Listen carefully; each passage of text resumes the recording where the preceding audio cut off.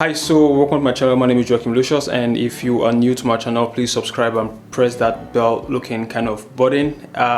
So today I will be talking about the Fuji XT4, why I will be returning it and not keeping it after less than a week of usage. I'll be talking about the goods and the bads and the reason why I'm not keeping this system. So point number one is to get everything going. The XT4 is a fantastic system. Coming from the XT3, I'm not surprised at all. Aside a few improvements here and there, it's basically the same system with the XT3. The reason why I chose to get the XT4 is because I wanted the IBIS and I wanted a better autofocus system, which is one of the one of the areas Fuji claimed they improved with the XT4 compared to the XT3. Just so you know what my system looks like, I shoot with the Finger Pro adapter and I use the Sigma 1835mm 1.8 lens. This lens actually isn't the best from what I've heard, and I can attest to that, but so far so good. I haven't seen any kind of improvement. I got the 50mm 1.8 from Canon just to see maybe, okay, it's just this lens itself. Of course, again, this lens is not the best of lenses to use, but the 50mm 1.8 is quite a fast lens for focusing, and it's better. It has this smooth autofocus system in it, so you don't like the hunting isn't that as bad as a Sigma, but still it's not reliable. I cannot use it for professional works. You know, maybe for videos like this I can use it, but for professional works I can use it. So a lot of you guys out there will be saying, you know what, just learn how to monofocus. I know how to monofocus. For some of my music videos I shot in the past with my G8.5. I used to monofocus, but the truth is that I just don't like it, and it doesn't really suit my kind of workflow or the kind of jobs I do. You know, I'm more like a one-man, a solo shooter, and in most cases up until now with the XT4, the IBIS, using the XT3 as an example, I shot most of my stuff on gimbal or motorized slider and those things, you know.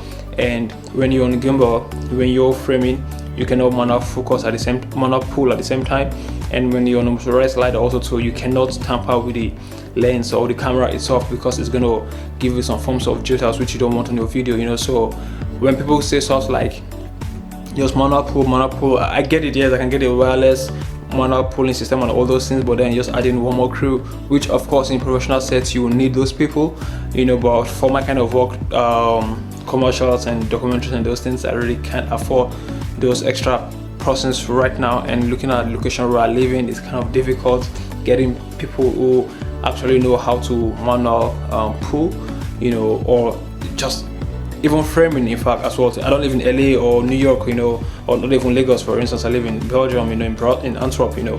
And for the few people who know how to like monofocus, they charge like crazy, you know. So it's just not really the ideal thing right now for me, you know. And my point number two about this whole manual focusing and autofocusing debate, it's like 2020 you're trying to debate about which is better, automatic transmission or manual transmission. I feel like that debate is long dead and gone, and the reason why cinema productions usually have like assistant camera operator, that's the manual focus, whatever the case may be, you know, the manual puller, you know, is because cameras back then had no reliable autofocus system.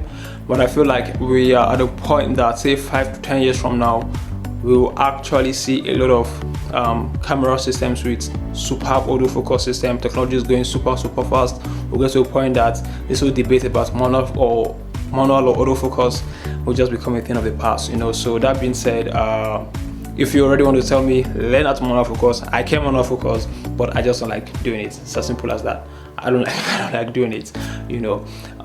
So the second reason why I'm returning this camera back is because of the form factor. Now this sounds a bit sketchy, because of course I knew what I was buying, you know, and I love Fuji colors, I love the system, I love the bit rates, I love the codec, I love it's a really good camera, you know. But I'm at the point that I want to go fully into just filmmaking. I want to go just fully into filmmaking. I don't want the DSLR, I don't want the hybrid system and all that, you know. It's just this whole, I just like the ergonomics of a cinema camera, you know. So excuse me. That being said, it has nothing to do with the capability of the Fuji system right now. It's more about, it's me as a person. It's more or less like a mental thing, you know. I want the cinema body. I don't want the hybrid, I don't want the DSLR, I don't want the mirrorless, whatever it is. You get my point. This small thing with the old rigging here and there, I just don't want it, you know. I just want this DSLR body. So I haven't thought about it for a couple of days, weeks, and maybe months. I finally came to the realization that I would instead go for one of the C series.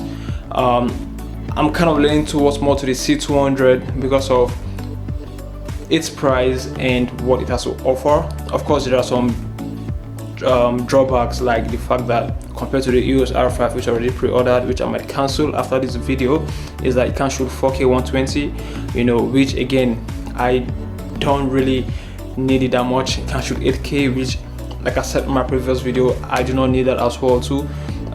You have other cameras out there, the Panasonic S1H for instance, so which is a mirrorless system. It has a mirrorless form factor, but it's Netflix approved. But again, I just don't like it, you know. I just don't like it. I feel more confident and I feel good about myself when I go on the set with an actual cinema camera, not a DSLR or mirrorless camera that's been rigged out to become a what's it called again, a cinema rig. Just not my kind of thing. At this point, I'm just rambling because I'm just talking off the top of my head. There's no script head. I'm making this video at, I think, what time is it? Almost 11:16 p.m. so I'm a bit tired, but I just want to make this before I return this camera.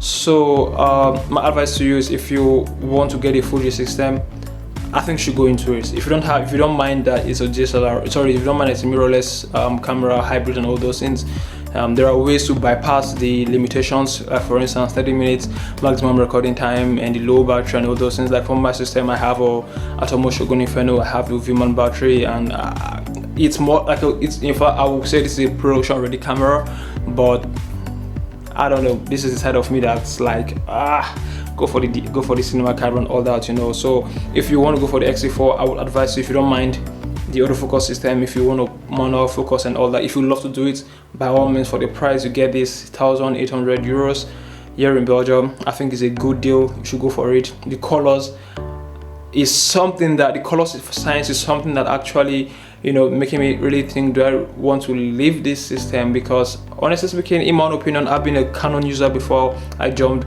ship to Fuji.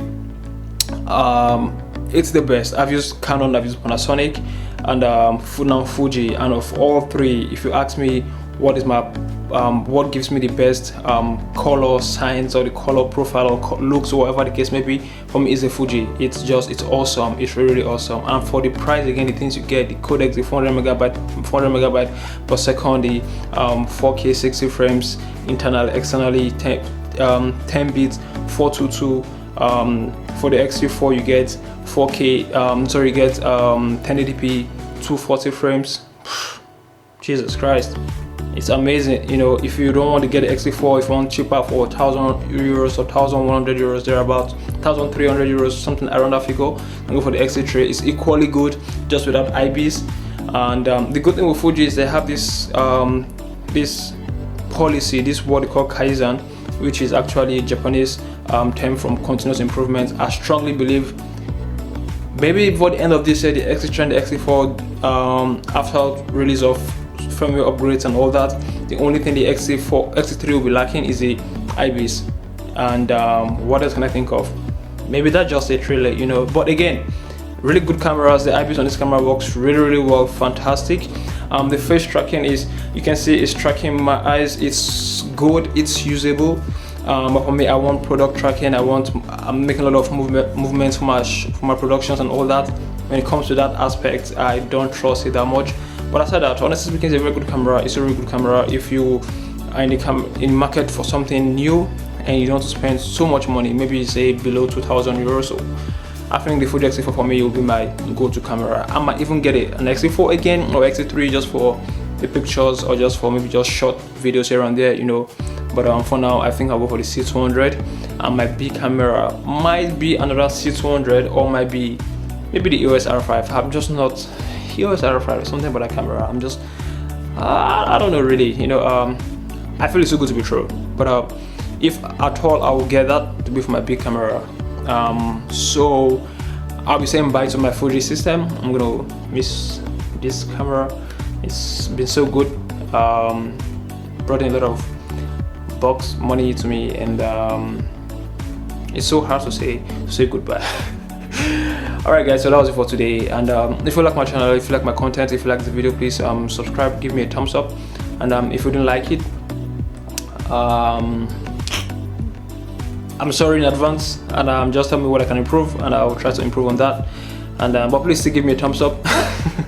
It's making these videos isn't easy. It's not easy at all, you know, but I mean, I enjoy doing it, and that's what's more important. All right, so until next time, I'll be wishing you a good morning, afternoon, evening, wherever you are in this world. And please, again, it's Corona season. Stay safe.